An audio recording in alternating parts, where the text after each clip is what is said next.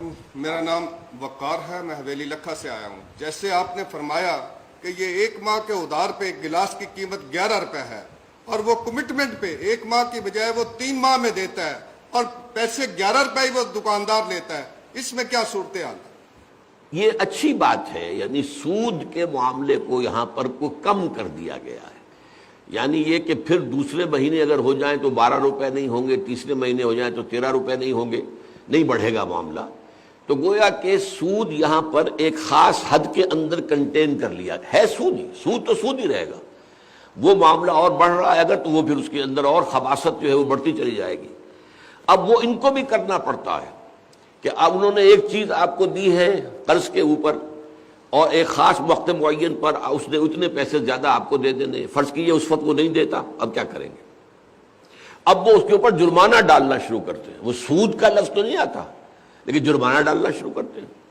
اور کوئی اسی طریقے سے انہوں نے، ظاہر بات ہے کہ اپنے پیسے کی انویسٹمنٹ جو کی ہوئی ہے وہ تو ظاہر بات ہے، سرمایہ داری کا اصول یہ ہے کہ پیسہ جو ہے اس کی انویسٹمنٹ ہے تو کچھ نہ کچھ اس سے حاصل ہونا چاہیے۔ تو وہ جرمانے کے نام سے پھر یہ بھی کہتے ہیں اچھا جرمانہ ہم ان سے لے کر وہ اپنے نفع میں شامل نہیں کرتے، وہ ہم چیریٹی وغیرہ کے اندر دے دیتے ہیں۔ تو مختلف قسم کی اس میں شکلیں بنائی گئی ہیں۔ اب اس میں یہی ہے کہ کہاں کتنا معاملہ جو ہے وہ ڈائلیوٹ کر دیا گیا اور کہیں پر وہ زیادہ سخت حالت کے اندر ہے، لیکن اصلاً سود سود ہی رہے گا۔ اگر قرض کے حوالے سے کل قرض یجر منفعۃ فہی ربا، ہر قرض جس سے کوئی منفعت حاصل ہو رہا وہ ربا ہے۔ میں تو اس تعریف کو جانتا ہوں، اور عام آپ اگر جو بینکرز ہیں ان سے وہ بھی یہی کہیں گے کہ یہ اس میں کوئی فرق نہیں ہے۔ اب دیکھیے ایک شکل یہ ہے کہ آپ نے بینک سے 10 لاکھ روپیہ قرض پر لے لیا سود پر اور کار خرید لی، اب آپ سود دے رہے ہیں، اس کا وہ سود دیتے جا رہے ہیں۔ ایک یہ کیا کہ آپ نے کہا، بینک نے کہا ہم خرید دیتے ہیں، ٹھیک ہے یہ 10 لاکھ کی کار جو ہے وہ 20 لاکھ کی تو ہم سے خرید لو، لیکن ہم تمہیں یہ 10 سال کی قسطیں بنا دیتے ہیں۔ فرق کیا ہوا؟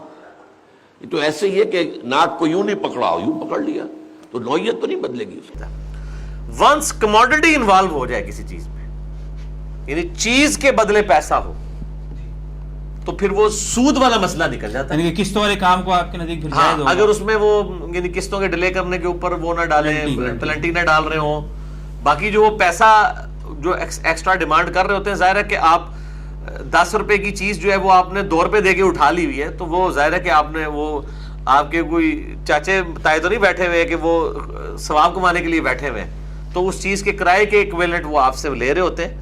تو اس کو سود نہیں کبھی کسی نے کہا، مسئلہ وہ کھڑا ہوا ہے کہ ایک چیز کی 2 قیمتیں مقرر کرنے کا۔ وہ امام ترمذی نے لکھ دیا ہے کہ ایک وقت میں یعنی 2 قیمتیں ہوں اور کسی ایک کے اوپر لوگ متفق ہو جائیں، بیچنے والا اور خریدنے والا، تو پھر اس پہ نہیں ہے۔ اور یہ جو بے ہے یہ سلطنت عثمانیہ کے ٹوٹنے تک مسلمانوں میں رواج پائی ہوئی تھی۔ یہ اہل حدیث چند علماء ہیں جنہوں نے اس کو قسطوں کے کاروبار کو حرام کہا ہے۔ علماء عرب سب کو حلال کہتے ہیں، دیوبندی، بریلوی، اہل حدیث بھی کچھ علماء اس کو قسطوں کے کاروبار کو جائز سمجھتے ہیں۔ اور حرام تو کہنا بہت آسان ہوتا ہے نا، آپ کو پتہ ہے، یہاں لوگوں کے لیے اسپیکر کو حرام کہہ دیا، بعد میں استعمال کر لیا۔ کئی علماء جنہوں نے رجوع بھی کیا اس مسئلے کے اوپر، تو اتنا ہی کافی ہے قسطوں کے کاروبار کے حوالے سے۔ علی بھائی پروفٹ تو آلریڈی کمپنی کو دے رہی ہوتی ہے،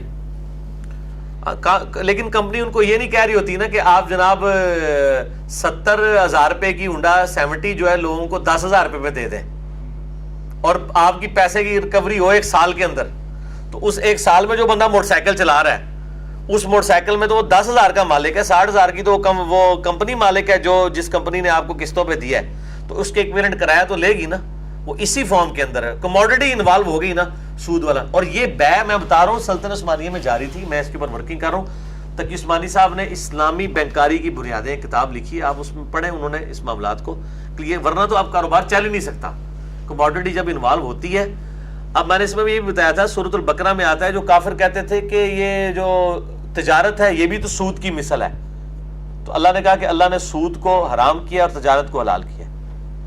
وہ کیوں مثل کہتے تھے؟ وہ مثل اس لیے کہتے تھے کہ یہ کاروبار آپ ان کے زمانے میں رائج تھا کہ کموڈٹی کے جو ایوز جو ہے نا، ٹائم ویلیو آف منی آپ جس کو کہہ لیں، وہ یہ معاملہ جائز تھا۔ تو وہ کافر کہتے تھے کہ اگر چیز انوالو ہو تو زیادہ پیسے لے لیتے ہیں، اس کو تو اللہ کہہ رہا ہے حلال، اور سود پیسے کے بدلے پیسے، تو وہ اللہ نے بتایا پیسہ رننگ میں آتا ہے اس میں، ٹھیک ہے، اور کئی لوگوں کے کاروبار کھلتے ہیں. اللہ تعالیٰ نے اس کو دیکھیں جی زنا اور نکاح میں بھی صرف ایجاب و قبول اور حق مہر کا ہی فرق ہے, ٹھیک ہے نا, لیکن زمین اسمان کا فرق ہے. ایک چھوٹے سے فرق سے شرعی حکم بدل جاتا ہے. یہ ہے تو اس کو زیادہ ڈیٹیل میں نہ جائیں, بس اتنا کافی, اتنا بتا دیے. پھر وہ باقی پھر نٹی گٹی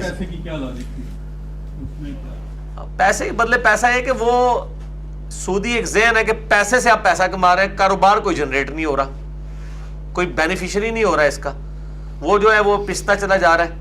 اس کے اگینسٹ آپ مکان بناتے ہیں 10 لاکھ کا, یا رینٹ کار پہ آپ گاڑی چڑھا دیتے ہیں, کتنے لوگوں کا رزق ہوتا ہے. اللہ تعالیٰ کہتا ہے پیسہ رننگ میں آئے, کاروبار میں لگے.